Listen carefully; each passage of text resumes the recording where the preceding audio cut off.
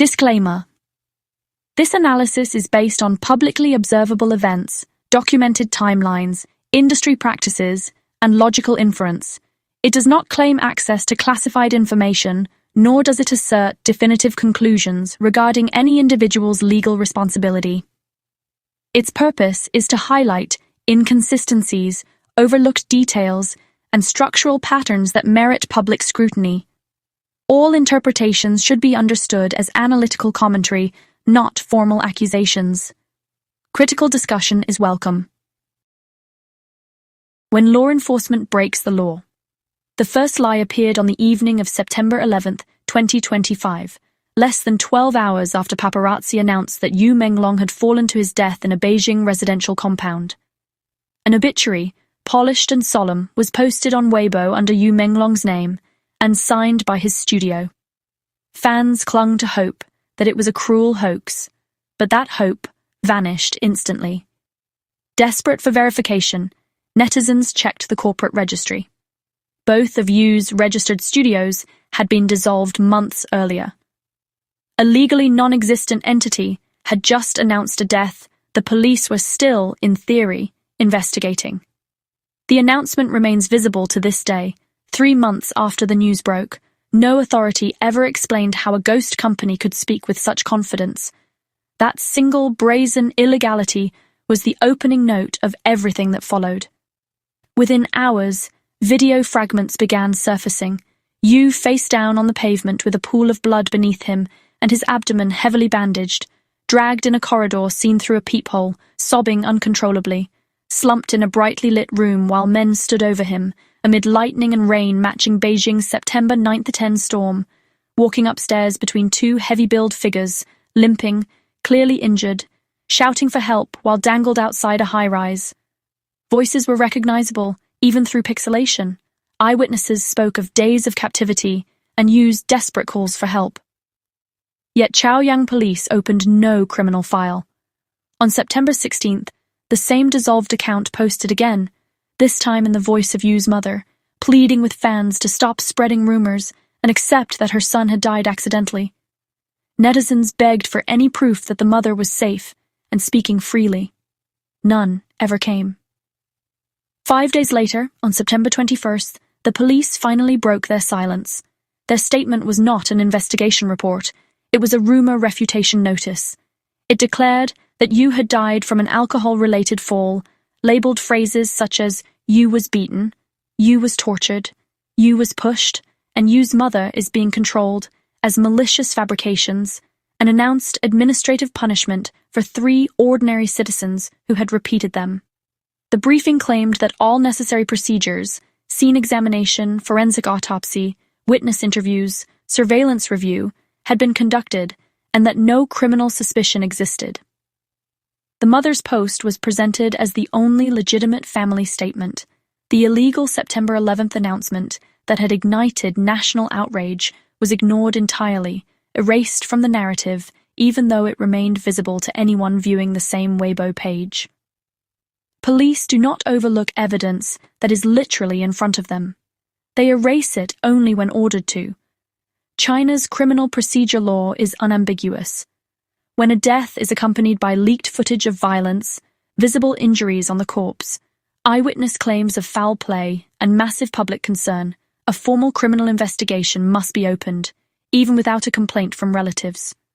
The scene must be secured, evidence preserved, autopsy and toxicology reports provided on request, and no external party, especially a dissolved ghost company, may issue a death announcement before procuratorial approval.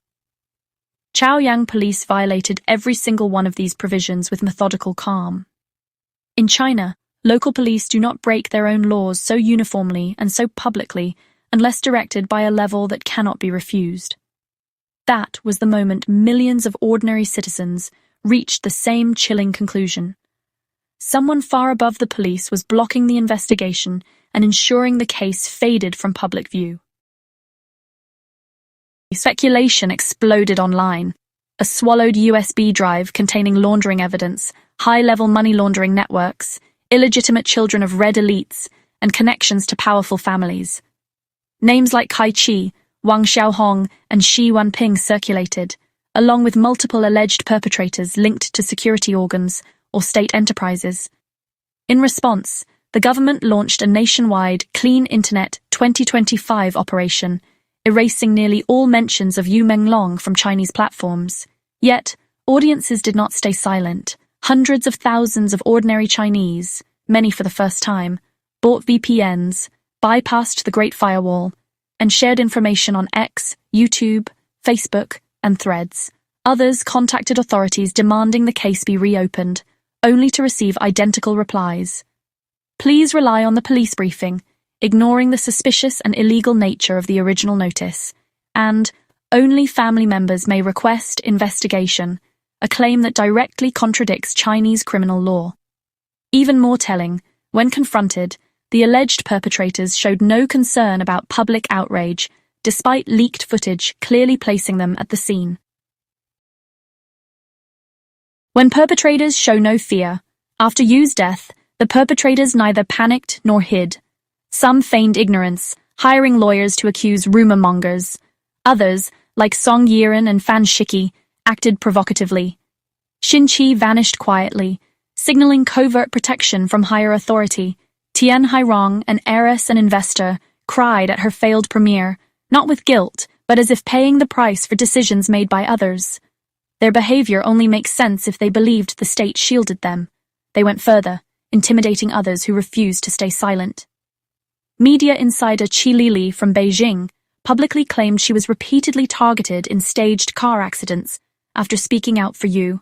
Screenshots of harassing phone calls listed names such as Cheng Qing Song, Gao Taiyu, Li Ming, also known as Ji Guangguang, and Du Qiang. Her resistance came at great personal cost. She quit her job, sustained injuries to her left hand and right arm, and remains under threat. All of her Weibo accounts, including a newly registered one after the old account was silenced, have been banned. This underscores the broader climate of fear and control, evidencing a pattern of state-backed intimidation surrounding Yu's case. The perpetrator's audacity, defiance, and lack of fear reveal the state's presence in the crime. They acted like assets, not ordinary criminals, confident in protection, until the system discards them if necessary. Once we map out every detail, one conclusion is unavoidable. Chaoyang police did not merely fail to enforce the law, they actively obstructed justice. Why? Because they were not protecting the perpetrators, they were protecting the system. A system in which certain people cannot be investigated, certain crimes must not be named, certain evidence must be erased, certain witnesses silenced, and certain deaths rewritten as accidents. In such a system, truth is defined by ultimate power and exists only by political permission. Only when a case touches the core interests of the regime do we see this level of coordinated lawbreaking.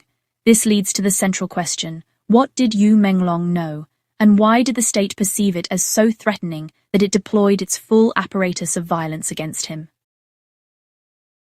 What we know, and what we can infer. Before we explore what Yu Menglong may have uncovered, we must draw a clear line. We cannot directly retrieve his studio's internal financial records, nor claim definitive evidence of state-sponsored laundering involving his two studios. However, publicly documented facts allow us to build a strong, logical case. State-sanctioned money laundering by the CCP is not a conspiracy, it is documented fact. For more than 2 decades, the U.S. Treasury, Department of Justice, FinCEN, intelligence agencies, and allied governments have published reports and indictments detailing how the CCP moves illicit capital overseas through underground banking systems, shell companies, state-linked enterprises, cultural exchange entities, and media production fronts. Australian intelligence and EU Parliament briefings have confirmed these networks, highlighting the entertainment sector as particularly laundering-friendly. Unlike Hollywood, where issues are commercial, China's entertainment industry is centralized under political authority, structurally designed for both capital operations and political control. This ecosystem is ideal for laundering. Film budgets are opaque, artist fees manipulable, production expenses inflated, live events generate unverifiable cash. Many firms are state-owned or politically supervised. EE Media, Tianyu, which controlled Yu's career, is wholly owned by the Hunan Broadcasting System, and its finances ultimately answer to CCP political and propaganda structures. SOEs like EE Media routinely employ layered subsidiaries, opaque financial departments, political officers, predatory contracts, forced studio registrations, restricted autonomy, and surveillance disguised as management. Artists' studios are financial instruments, not personal businesses. All of this describes exactly what happened to you: predatory contracts, career manipulation, replacement of assistants with minders, dissolution of his studios without consent, total schedule control, and systematic stripping of autonomy. This is not mismanagement. It is the standard operating logic of a CCP-run SOE. Laundering can and does get exposed when individuals in the pipeline act recklessly or disobediently. For years, the CCP used Chaoyang's casinos, scam compounds, and offshore shell networks as laundering channels across Southeast Asia. His operations moved billions in illicit capital, expanded United Front influence, and functioned as financial infrastructure for state-linked actors. That was why he operated with complete impunity, why he was celebrated as an overseas Chinese business leader, and why he appeared at high-level events, including a dinner reception attended by Xi Jinping. But in a system like this, protection lasts only as long as obedience does. When Xi refused a CCP directive, reportedly an order to relocate to Taiwan under the guise of business expansion, widely understood as an intelligence assignment, he instantly transformed from an asset into a liability. Overnight, the man who had laundered money for the state was suddenly accused of laundering money against the state. China issued an international warrant, Thailand detained him, and he was charged with the very crime he had been committing under CCP direction. Chengzhi is another example of how deeply the CCP's financial networks penetrate overseas criminal economies. As chairman of Prince Holding Group in Cambodia, he operated at the intersection of state-linked Chinese capital, casino-based laundering, and transnational crime. His companies moved large volumes of illicit Chinese funds through real estate, investment parks, casinos, and front enterprises, forming part of the laundering pipeline Beijing relies on throughout Southeast Asia. Cambodian investigative reporting and regional intelligence assessments have long noted his cooperation with Chinese state interests, particularly in supporting United Front influence networks and infrastructure tied to China's strategic footprint. His later designation as an Interpol fugitive only underscored how extensive and internationally visible these laundering operations had become. In 2017, just 1 month after its establishment, Shanghai Qimeng Film and Television Culture Studio applied to register the trademark Yu Menglong under an unexpected category, Class 13, Firearms and Fireworks. This classification covers everything from rifles and pistols to bombs, landmines, gunpowder, and even ballistic missile components. In the context of state-sanctioned money laundering, this is not surprising. Yu's studios were never unique. They were standard nodes in a much larger laundering network. But Yu himself was the anomaly. In a system where every artist is expected to be an obedient asset, a person who refuses to comply becomes a liability, and liabilities must be neutralized. Yu Menglong's tragedy becomes comprehensible only through this logic. He was targeted not because he tried to expose the system, but because he refused to participate in it. CCP-linked laundering depends on obedience and silence. Yu violated one and threatened the other. Why the CCP conducts state-linked money laundering. Now a new question arises. As a sovereign state and permanent UN Security Council member, why does the CCP resort to illegal money laundering? The answer lies in the multi-layered strategic value of laundered capital. In the CCP system, cleaned funds are rarely for private enrichment alone. They become tools to fuel covert operations, foreign influence campaigns, global crime networks, and even geopolitical conflicts. Laundering as infrastructure for global crime and illicit trade, US authorities, including FinCEN and the Department of Justice, have identified Chinese money laundering organizations, CMLNs, as major facilitators of international illicit trade. These networks funnel drug cartel profits, including fentanyl money, support human trafficking flows, move proceeds for cyber scams and gambling operations, and operates sophisticated underground banking systems across Asia, North America, and Europe.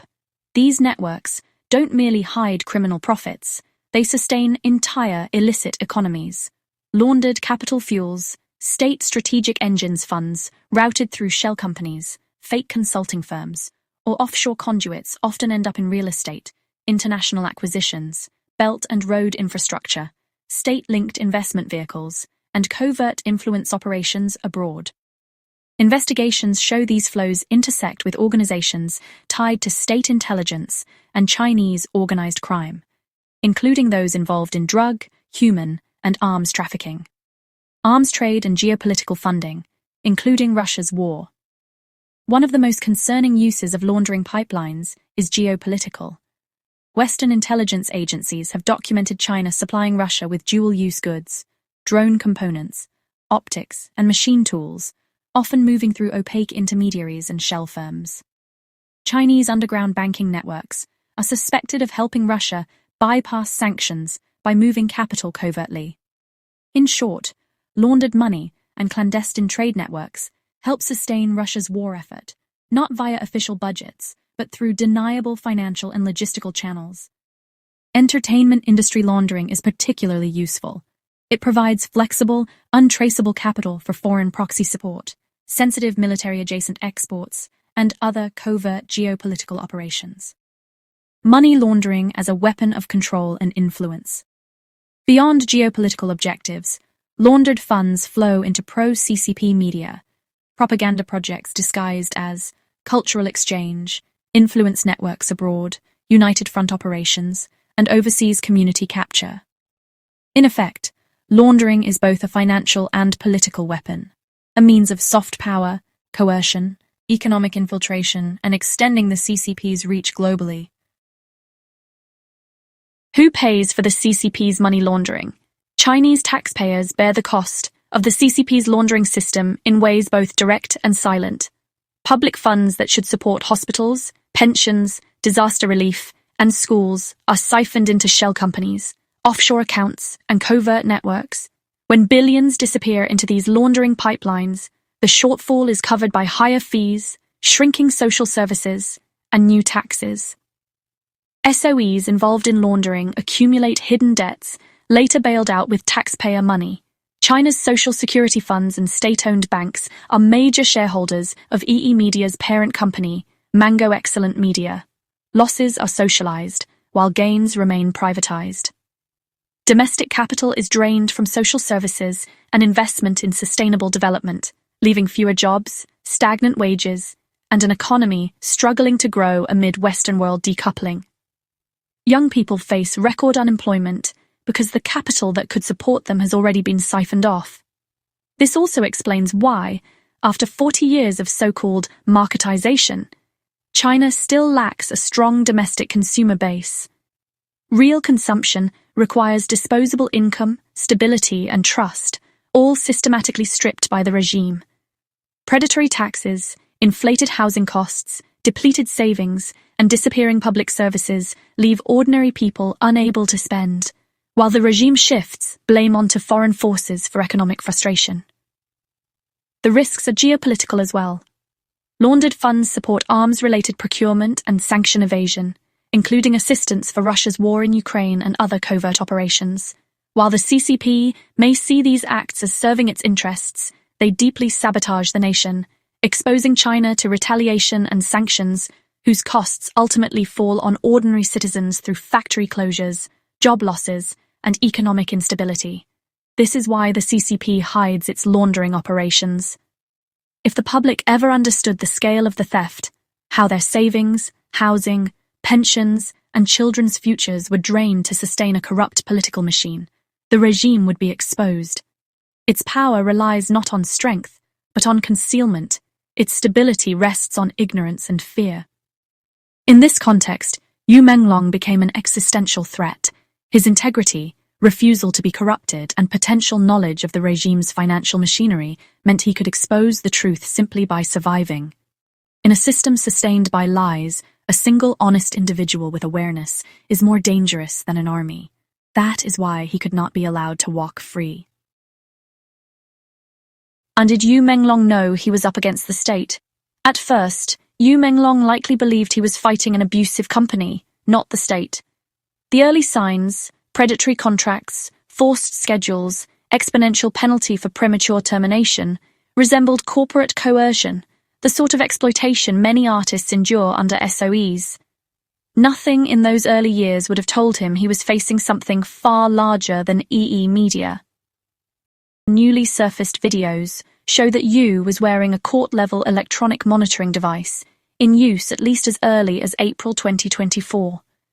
Such devices can only be issued by state authorities, never by a company, even an SOE, which means his situation had already escalated far beyond a contract dispute. This was the moment Yu stopped being treated as an artist and began being treated as a potential political risk. The most likely trigger was a combination of fear and suspicion. Yu's repeated refusal to renew his contract, even after prior escalations of handling, was a red flag. The fear of his handlers may have intensified as the contract term approached its end, or it may have been triggered if he attempted to seek help via livestream, which was discovered. We also know that Yu's Taobao account operated under the name Gu Xiaomeng, an undercover persona inspired by a character who fought for her beliefs. From Yu's perspective, secretly gathering evidence may have reflected the same moral commitment. If he had indeed collected information, it would have heightened suspicion, as Du Qiang monitored him constantly. The ankle monitor was therefore very likely another escalation, deployed to crush his will and render him a de facto prisoner of the state. In such a system, once authorities suspect someone might resist or know too much, certainty is irrelevant. Mere suspicion is sufficient to justify heightened control and ultimately destruction. The tragedy of Yu's trust. This is the one truth Yu likely never grasped. His upbringing, his education, and his own kindness worked against him. He still believed that if he followed the rules, the state would follow them too. His final words, "I've been following the rules since childhood," expose the heartbreaking innocence of that belief. He did not understand that in the CCP's logic, innocence is irrelevant. Obedience is all that matters, and once the state viewed him as a threat, his integrity became fatal, a level of control, harsher than that, imposed on dissidents. Comparing Yu's circumstances with those of China's well-known political dissidents reveals something chilling. Even high-profile figures, such as journalist Gao Yu, prosecuted, imprisoned, and placed under years of residential surveillance, still retain access to the internet, VPNs, basic communication with family, and some degree of personal autonomy. They are pressured, monitored, and censored, but not physically broken. They can still leave statements, write letters, and appear publicly. Yu Menglong, by contrast, appears to have been subjected to far more extreme control. The leaked footage suggests physical coercion, the ankle monitor indicates formal state supervision, and on top of everything else, Yu left no word, no message, no diary entry, no final note. This complete silence reflects a level of isolation no dissident has ever faced. That absence is its own testimony. Yu's communication, environment, and movements were tightly controlled, likely every minute of every day. His freedom had been taken from him long before the night of his death. Why Yu Menglong? If Yu eventually became a threat, why choose him in the first place? Why didn't they see the risk? Because Yu was valuable, and they misread him. State-backed companies like EE Media select artists with long-term commercial potential, strong public credibility, and clean reputations. People like that make large financial flows appear ordinary rather than suspicious. Unlike artists such as Jing Tian, who had powerful backers but weak public affinity, Yu's appeal was authentic. His gentle demeanor, immaculate image, talent, and effortless likability indicated that he could become a major commercial asset with minimal investment. From the regime's perspective, he was the ideal carrier for financial operations, attractive, trustworthy-looking, compliant-seeming. And in a totalitarian system, the assumption is always the same. Everyone bends, no one refuses, no one risks their future. But Yu did. He couldn't be corrupted. He wouldn't trade dignity for resources. He resisted manipulation even when cornered. He kept a moral center inside a system built precisely to erode it. They expected obedience. They encountered integrity. By the time they finally understood that Yu Menglong was not manageable, that he was not just uncooperative but potentially dangerous to the machinery itself, it was already too late. They chose him because he was valuable. They failed to foresee the risk because they mistook his gentleness for weakness. They never realized his gentleness came from strength. The system's panic after Yu refused to renew his SOE contract triggered automatic escalation, intensified surveillance, psychological and physical abuse, and enforced isolation. For his handlers, this was the routine breaking down sequence used on anyone who resists. They likely assumed that 3 years of brutality would be enough to crush him, but they miscalculated again. Yu Menglong embodied the one thing a totalitarian regime cannot tolerate: a human inside the machine who remains unbroken. Once the system realized he could not be bent, it acted immediately, from using him, to damaging him, to eliminating him. This was the machine following its preordained protocol. But why they had to be so cruel? Silencing him alone would suffice to keep their secret. Why the prolonged psychological breaking, physical assault, humiliation, and sadistic violence? That's because, in a totalitarian state, violence is never just an action, it is deterrence. Yu was not the only target. The industry was Yu's refusal to comply with state directives, combined with his knowledge of laundering operations, made him a liability. In a totalitarian system, liabilities of that scale require more than removal. They demand spectacle. His suffering was a warning to tens of thousands in the entertainment industry. Do not resist, do not flee, and do not imagine that fans, fame, or talent will protect you. Handlers like Du Qiang acted not as individuals, but as extensions of the system, mirroring the soft enforcers used against detained officials. The isolation, deprivation, surveillance, and sexualized violence Yu endured were designed for someone deemed politically dangerous, not a celebrity. The premeditated discipline party, likely beginning on September 8th, followed the familiar logic of CCP compromat: ritual humiliation, drugging, sexual assault, psychological coercion, and filmed degradation. Yu resisted. He did not break and refused to surrender the USB containing evidence. When ritual humiliation failed, the system escalated. Humiliation became torture, and torture became murder. The cruelty was the point. If the state had merely wanted him dead, they could have arranged a quiet disappearance, a medical incident, or an off-camera accident. Instead, Yu was monitored, isolated, mutilated, tortured in front of bystanders, and left with injuries consistent with both on-site and medical-level cutting. It was a demonstration, a message for the entire industry. If they could do this to someone as innocent and beloved as Yu, what chance does anyone else have? A totalitarian regime cannot tolerate precedent. The greatest fear of a totalitarian regime is not dissent itself, but precedent. If even one artist successfully defies the system, others learn that resistance is possible.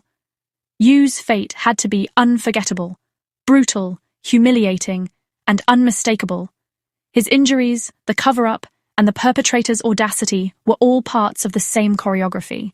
They acted confidently because they knew they were not alone. The cruelty points to one conclusion: it was the will of the system. Remember Yu Menglong. Yu Menglong's story reveals a system that places its own survival above everything else, including human life. The brutality he endured, the manipulation, and the silencing all point to one truth. The ultimate perpetrator was not the individuals who harmed him, but the system that enabled them. The CCP regime orchestrates this violence, rewriting truth and punishing anyone who refuses to bend. Yu became a target not for opposing the regime, but because he possessed what a totalitarian system cannot tolerate: integrity. In such a system, moral courage is defiance, integrity is a threat, humanity itself becomes a crime. Yu's tragedy is also a warning. The machinery that destroyed him is real, methodical, and designed to consume anyone deemed inconvenient. Yet it also reveals something deeper. Even under extreme coercion, surveillance, abuse, and terror, Yu's humanity remained intact. His refusal to be corrupted, his instinct to do what is right, and the quiet strength with which he held his values made the system nervous. Violence, in the hands of the totalitarian state, is always an expression of fear. The regime crushed Yu because he was brave and human. A heartless cog never threatens that machine, but humanity does. This is why remembering Yu Menglong matters. His decency, integrity, and quiet courage made him a threat to a system built on fear. He embodied a rare heroism, the ability to remain human in a structure designed to strip humanity away. To honor him, we must carry that spirit forward, preserve his story, challenge false narratives, protect others in moments of vulnerability, and refuse to let fear dictate our choices. Living with courage and compassion continues the strength he carried, and it is this strength that can guide us toward a better, shared future.